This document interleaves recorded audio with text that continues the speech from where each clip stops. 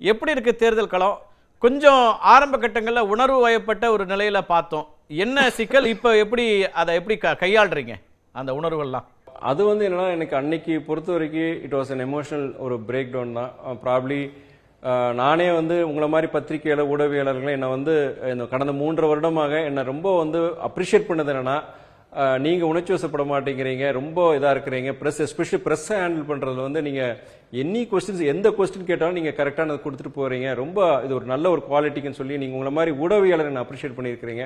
அப்படி எல்லாரும் எங்க கட்சிக்காரங்களும் சொல்லுவாங்க. பொதுவா வந்து தலைவர்கிட்ட ஏதாவது சொன்னா கொஞ்சம் பயமா இருக்கும், உங்ககிட்ட நாங்க எளிதில் எது வேணா பேசலாம் செய்யலாம், அவ்வளவு தூரம் இதா இருக்கிறீங்கன்னு சொல்லி அப்படி இருந்த நான் அந்த நேரத்துல வந்து நான் ஒரு உணர்ச்சி வசப்பட்டது. அது சரியா தவறாங்கிறது பத்தி கிடையாது.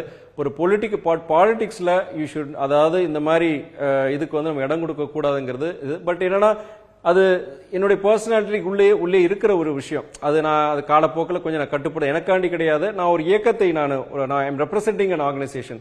அப்படி இருக்கும்போது இது துரைவைக்கு மாத்திரம் கிடையாது, ஒரு மதிமுகங்கிற ஒரு பெரிய இயக்கத்தை நான் இது பண்ணும்போது அது இயக்கத்துக்கு அந்த பாதிப்பு வந்துடக்கூடாது. அதை நான் வர காலங்களில் அதை நான் கட்டுப்படுத்தணும் தான் நினைக்கிறேன் நான்.